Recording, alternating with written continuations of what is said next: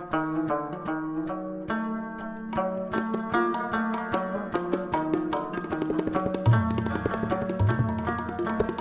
about humanity, about civilization.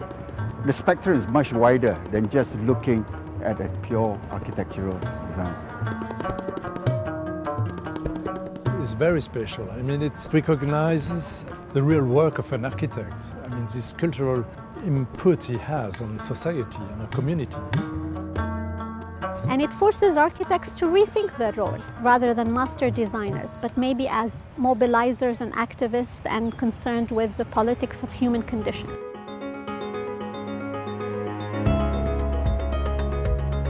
The Aga Khan Award for Architecture is given every 3 years to projects that set new standards of excellence in architecture, not only in the design of new buildings, but in the whole spectrum of related fields. From restoration and conservation of historic monuments, to landscape architecture, to infrastructure projects, to large-scale urban planning. The definition of architecture for the award is a much wider definition than normally understood as architecture, because it is about the quality of life, it's about civil society, and His Highness insists in a very positive way on that we have this wide frame. Founded by His Highness the Aga Khan in 1977, the award has established a reputation as one of the most prestigious and coveted prizes in its field. With a prize fund of $1 million, it is also among the most generous. His Highness made a decision to increase the prize money, and I believe that he did that with a sensitivity to the fact that the prize money is going to provide assistance and encouragement for more initiatives. We have seen that premiated projects produce offsprings, and I think that this is where its agency and power lies, in encouraging more of the good initiatives. The high standing of the award is rooted in the unique rigor of its selection process. Every 3-year cycle sees the appointment of a new master jury, made up of world-renowned architects, critics, artists and philosophers.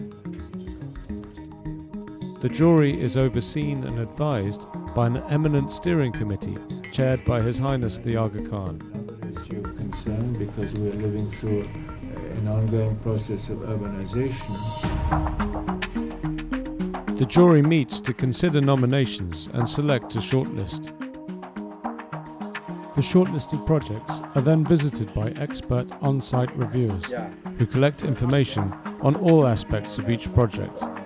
You do metrics? Less than you do. They use the traditional measuring system. So what the technical reviewer does is go right into the detail, check all the figures and facts at one level, but also get the real experience of the people, how the people are using the building, so that you can put a much deeper picture together for the master jury to assess. The technical reviewers present their findings in person to the master jury to help them decide which of the finalists should be awarded the ultimate prize. I was totally amazed with the level of details that's been discovered by the reviewers. You're entering behind the students. I've said before in juries of pure architecture, this is different, this is totally different. Our technical reviewers were magnificent. Some of the walls which don't come. They are fantastic storytellers, and conversation with technical reviewers were one of the highlights of this particular cycle review for me. From that analysis, it allowed us as a jury to quickly understand which projects really achieved excellence and went beyond just the imagery of photographs that were presented to us. This year's finalists are a typically diverse group, ranging from a primary school in Rwanda to a high-rise apartment block in Thailand. Selecting the winners proved as challenging as ever. The first round, the selection of the shortlist of 20, was really the result of an amazing consensus. And we thought from there on it was just going to be a cruise. But it wasn't a cruise. Round two, the picking of the ones we would award, there were significant differences. Yeah, we should never have That should never have been allowed. Yeah. But the strength of the jury was in that we overcame the hiccup. And what's starting to happen? And we came out with 5 awards, around which we have united.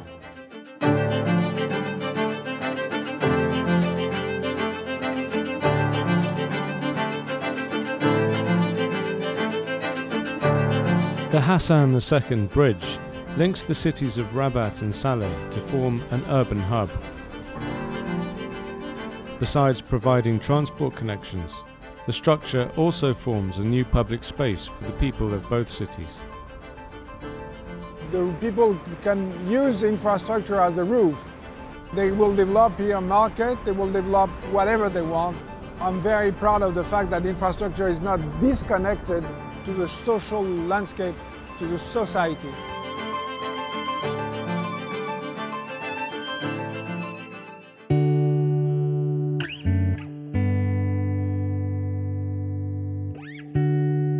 The Islamic cemetery in Altach, Austria, was built to serve the Muslim community of Vorarlberg.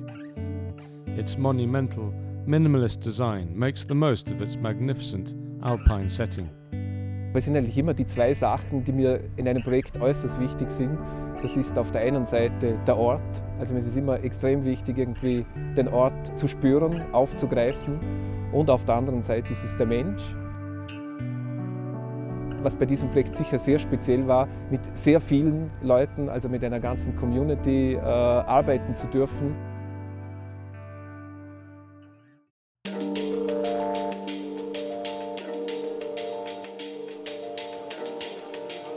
With over 5.5 kilometers of covered markets, an integrated mosque and several public spaces, the Tabriz Historic Bazaar Complex is no easy building to maintain. وقتی که فضا برای کاسبکار مناسب نباشه معلومه مشتری هم نمیره که ازش خرید بکنه و نمیتونه بازار خود چرخان بشه. اینه که تعداد زیادی از بازاریان از حجرات خودشون از مکان کسب و کار خودشون. The Iranian Cultural Heritage and Tourism Organization is rehabilitating the vast complex by getting individual bazaar owners to take a lead in restoring their own premises.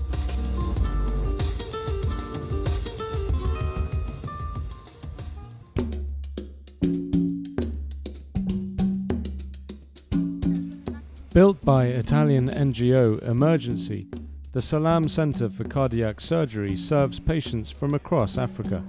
We talked as ministers of health with our neighbors. We said, let us actually make health as a bridge for peace. We get people from other countries and they get treatment here. We get others to be trained here. And this is, in fact, a good idea of cooperation. The hospital incorporates energy-saving features such as a double-skin roof, while the accommodation block incorporates abandoned shipping containers used to transport building materials to the site.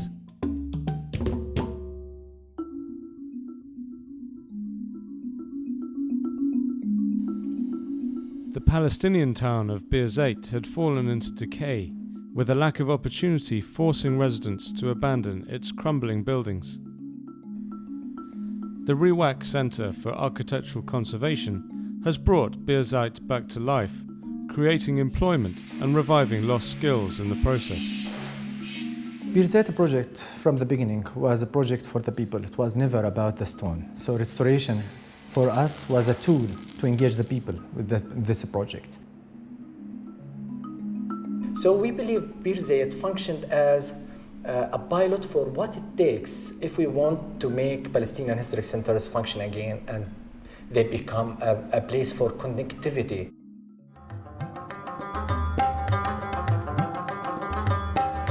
Five winners from 20 finalists, all of them outstanding examples of their type.